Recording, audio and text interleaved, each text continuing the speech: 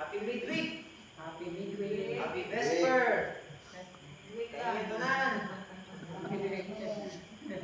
So, salamat sa special song nga gidala ni Sister Minda o Brother Baliao. So, sunod na nato ang message. So, ang title nyo na ng message nato, bahay nyo siya, respect. Respect yun. In the Bible, in the Ten Commandments, na dyan na, respect your mother and father. Respect your parents, for your life will be, like 10? Like 10. Mauna, sa Ten Commandments. So, before ta mo, kuhan dyan sa aning conclusion, o mga reasoning nato, ang mga topic dyan nato, main topic, ako mong ikuhan sa isa ka story. So, kuhan din eh. So, din sa courtroom ni siya na itabo. Kani si Helen, 92 years old. 92-year-old Helen Miller. Mrs. Miller siya. 92-year-old Helen Miller. Barely 5 feet tall. So na siya kataas. 5 feet. 5 feet. Ano eh? Anak. Kaya siya, naani siya yung hospital gown. Naapili siya sa hospital gown. Plus, ipusasan ko dyan. Uy, kayo, tanaon. To anyone else watching her, she would look like a normal grandmother who would most likely be, and would be, in a warm room where she belongs. But in this case, that's not the case here. Instead, she has handcuffs on her hands, and his hand is in a hospital gown. So when Judge Marcus scanned the case file, the lawsuit, he immediately knows something. He doesn't press charges. He doesn't side with the prosecutors. Instead, he immediately lets Mrs. Miller explain. So in the lawsuit case, in the case that he is reading, it is said that Mrs. Miller once, it can be called felony theft, but it isn't really felony theft, since Mrs. Helen Miller's and her beloved husband, Mr. George Miller's, have been living together for almost 93 years. 93 years. Kung saan nakadugay? Ikan pa na 1940s pa na. Magkaigsunan. For 93 years. Mao na. 23 years. Kini sila lovely couple din eh. Life partners din sila, soulmate din sila. What is sila nagkuhan? Bulag. Bisan sa World War. Kaulan mo dyan mo kaigsunan. Misay na ito sa 1941 hangtod sa 1955. Dili dito eh. 1940 yung siya so. Okay, 6 years mo dito. So yun na, mga kaigsunan. So din i-explain ni Mrs. Helen Miller nga pag adto niya sa pharmacy, just because wala sila nakabayad o gani ang insurance pay, wala sila nakasapon anak, diha ni sugod. Ang kaning heart saving pills over mga 5 minutes yun di siya, 1 every hour, 5 di siya kabo for every day. Imbis $50 siya, nahimo og $948. Grabe no, kalit mo ka. Just because wala na bayad ang insurance tax. Inana mga kaigsunan. Insurance and insurance. So inana, kani si Helen Miller, di man ni siya ka kuan good. Di man ni siya ka operate aning kuan good, insurance tax. Di niya mabayaran kay ang ngalan dito man nakuha ni George Miller. Unya kini si George Miller. Kuan na siya. Mga 93 years old. Kani si Helen 92. So anak 93 years old. Unya ang kanang nganong gaginhawa pa na siya, buhay pa na siya. Heart savers, painkillers ug mga uban pa nga medication ngayang pagkakwaon para mabuhi siya. So hinana mga kaigsunan no. Yuli si Helen, kung niya nakita din niya, maharot naman to ang katong iyang stock, katong iyang bago din palit. Maharot naman to. Kani si George, sugo na ni siya og lisod og ginhawa. Iyang vitals, faith gamay. Inana mga kaigsunan. This continued for 3 days. 3 days mga kaigsunan. 3 days of suffering. Ever imagine mga kaigsunan, tanaw mo 3 days, non-stop, tanaw ninyo, that inyong loved one nagsuffer. Did you prepare mga kaigsunan no? The same thing, ni Helen. Di naman dyan ma-bear ni Helen. So, ayang gibuhat, balik siya sa pharmacy. While ang katong pharmacist ni talikod, ang makuha sa katong naikuhaon, di dali dahil siya kuha o mga katong 1 box, isa ka box, then ikuha siya first. Right before, alarm started blaring. Ang mga police, abot, ibusasan siya, dala siya sa court. Ang company sa pharmacy, ga-charge niya og 9,000 for felony theft and emotional damage plus 1. Nana. I-charge siya. Kani si Judge Marcos. Natingala siya, ha? Felony theft charges. Just for this? Iya na yung withdraw, iyang gitangkang ka ng charges. Iya na yung gipakuan dayon. Iya na yung i-insure.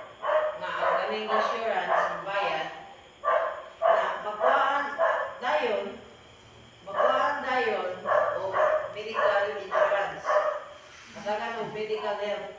Si George o si Helen. Kaya kini si Helen, anong naka-hospital gawin siya? Kaya siya, karunong pagpusa sa niya, iyang BP, despite, dako kayo, dangerously high, despite siya. So, gidala pa siya sa hospital.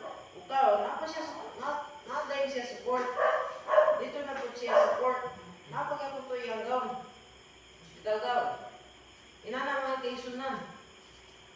Kani si Marcos, iya dahil i-turn down ang tanang charges.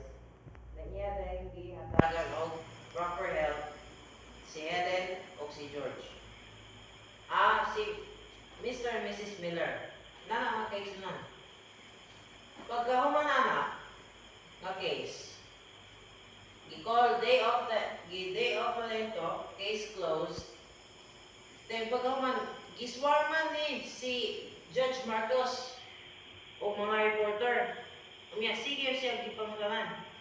Nganong dali ra man kayo kanikuan? Nang dali ra man kayo kani-decide? Ito bag dayon ni si Judge Marcos nga this is not a crime. Mrs. Miller is not a criminal. Why?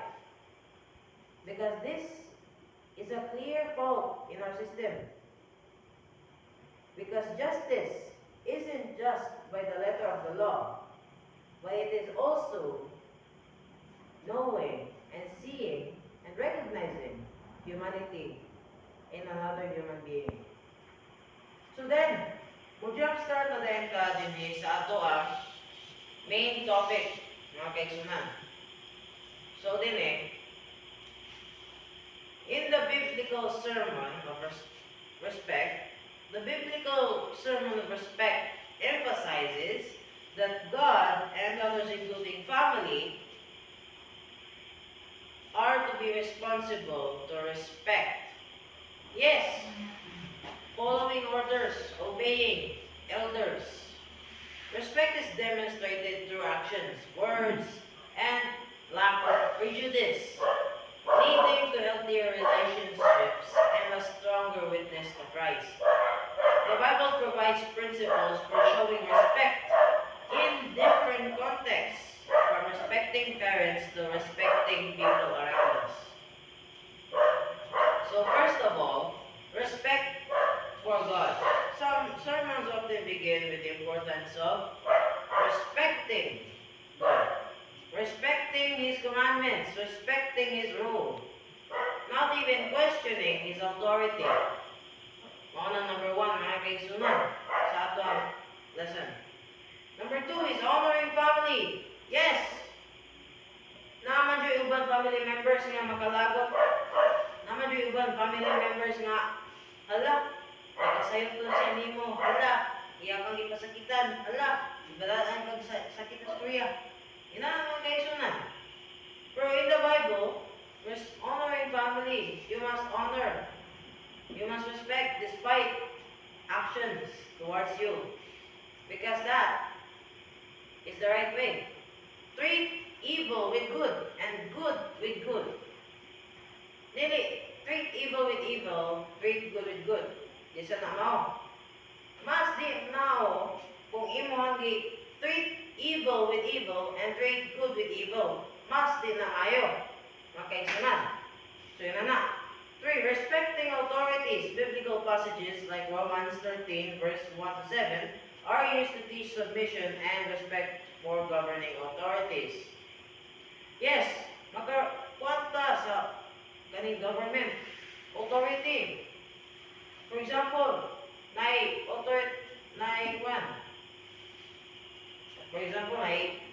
authorized official.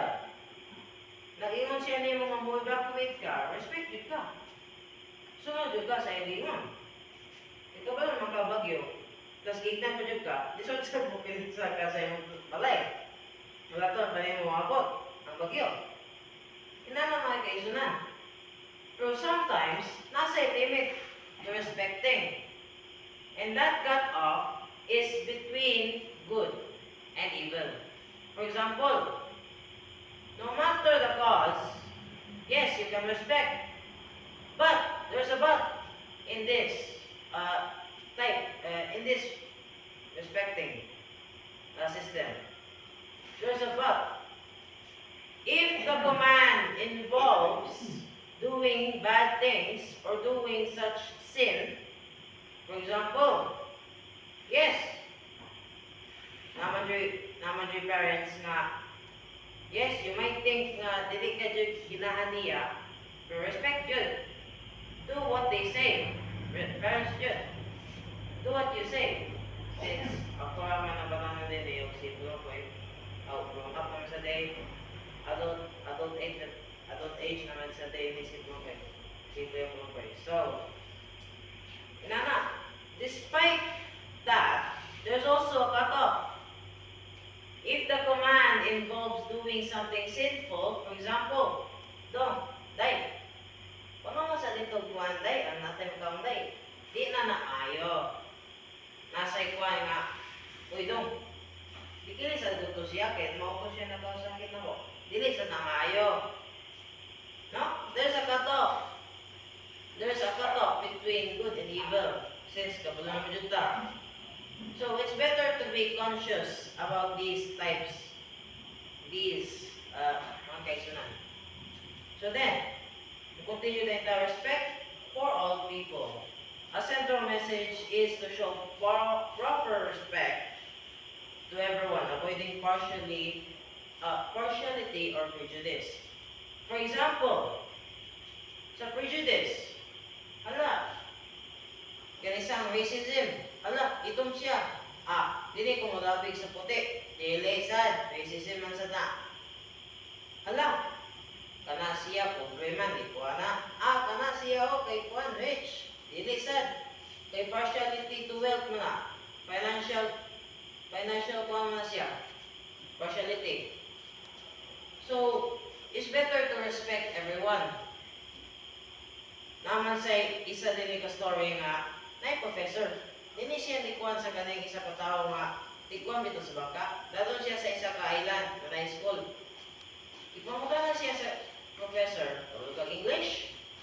Tubag to akwan, dili. Ingon ang professor, hala, 30% na kuan sa kinabuhi, pinagi ana. Ingon na po ng professor, hala, kablo ka umat. Dili sad, ingon sa katong sana, ang katong tigkuan sa bangka, bakiro, ana. Yung said, hala, dili sa ko kabalo na, kay grade 3 pa ko. Ana, grade 3 ako daman. Ingon ang professor, hala, 30% na po lang natamtaman sa imong kinabuhi. Kung saan na, 60% natamtaman. Ingon ang professor, hala, kabalo kag science. Ingon ang bakiro, hala, di sa tagabalo na. Ang professor, niingon siya, ala, tangtangan na po di mo kinabuhi og 30%. Unsa naman ang nabilin? 10%. Ang tubag. Dayon, kamulo nilang halfway siya. Lalong yung kayo tubig ha? Hala, naamin na yung kwan. Nauno daw mangka. Ang professor, kapanik na, kakwan. Hala, maluno dyan siya. Kakwan na niya, singgita, tulong. Ang katong bakyo, kakwan, stroke pa dito sa tubig. Magwalay na hitabo. Ang professor, isinggit sa katong bakyo. Hala, tulungi ko, kay maluno din ko itubag ang bakyo. Ala, oy. Sir, gamiti yung mga ka-bright sa science, English, and math, sir. Ang dili dyan natagdangan. 100% yung kinabuhi. So mga kaigsunan.